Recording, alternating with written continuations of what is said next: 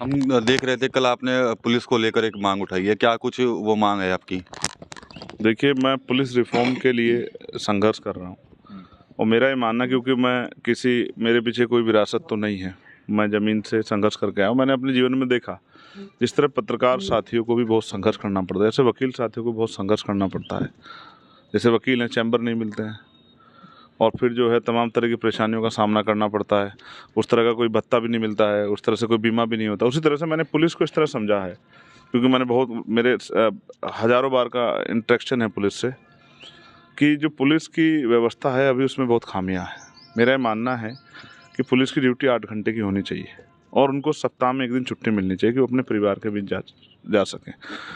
60 साल की उम्र तक नौकरी रहती है, जब से नौकरी लगता है, और 60 साल की उम्र तक जब तक उस पर जीने का जीवन होता है, तब तक वो अपने परिवार से इस तरह रहता है कि परिवार को सही तरह वो परिवार को समय भी नहीं दे पाता। आपने देखा होगा, जो जिस धर्म को मानता है उसके त्योहारों में शामिल होता है, लेकिन पुलिस की एक ऐसी नौकरी है कि वो बेचारा अपने त्योहारों में भी शामिल नहीं हो पाता, अपने परिवार की खुशियों तक में भी शामिल नहीं हो पाता।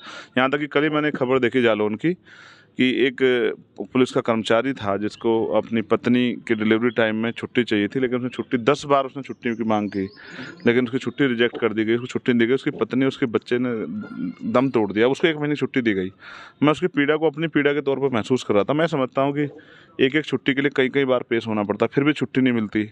एक तरह का फ्रस्ट्रेशन जो है, मन में जो है कुंठा के भाव हो जाते हैं। तो इसलिए मेरा मानना है कि पुलिस को 8 घंटे की ड्यूटी और सप्ताह में 1 दिन छुट्टी, उनकी जो वेतन विसंगति है वो दूर होनी चाहिए, और एक जो बॉर्डर स्कीम लागू करके उनको ये 500 किलोमीटर दूर फेंक दिया गया है, वो अपने परिवार के पास में नहीं जा सकते। तो अगर उनको संबंध आसपास के ज़िलों में रखा जाए तो कम से कम उस छुट्टी में वो अपने परिवार के बीच तो आ जाए। और भी बहुत सारी समस्याएं हैं, जब इस दिन रिफॉर्म पे चर्चा होगी तब हम इसमें रखेंगे, क्योंकि मेरा मानना है कि उनके बच्चों को भी सर्वाइव करना पड़ता है। जैसे मैं पुलिस का कर्मचारी हूँ, मैं अपने ऊपर लेता हूँ। मैंने नेताजी की कोई बात नहीं मानी तो उन्होंने मेरा ट्रांसफ़र करा दिया, तो अब मेरे बच्चे को भी जो है क्या तो वो वहीं रहे मुझसे दूर, या फिर अगर मैं साथ लेके आऊँ तो उनकी पढ़ाई पूरी अस्त व्यस्त हो जाएगी।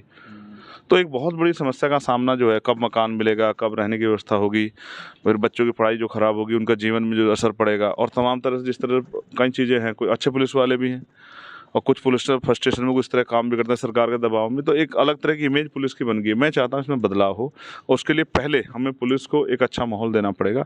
हम पुलिस से तो उम्मीद करते हैं कि मित्र पुलिस हो, लेकिन पुलिस को भी जो है, हमें मित्र पुलिस बनाने के लिए उसके जीवन में भी जो है सुधार की ज़रूरत है। तो उनकी वेतन विसंगतियाँ, 8 घंटे की ड्यूटी और सप्ताह में 1 दिन छुट्टी, और जो बॉर्डर स्कीम का सामना उनको करना पड़ रहा है, और छुट्टी के लिए कई कई जगह पेश होना पड़ रहा है, इन सब पे काम होने की ज़रूरत है। और मैं इस मामले को पार्लियामेंट में भी और पार्लियामेंट के बाहर भी, मैं देश भर में जितने पुलिस वाले रहते हैं, मुझे उनसे कोई राजनीतिक लाभ की ज़रूरत नहीं, लेकिन मैं ईमानदारी से कहता हूँ कि मैं इस लड़ाई को लड़ना चाहता हूँ, क्योंकि पुलिस हमारा विभिन्न अंग है।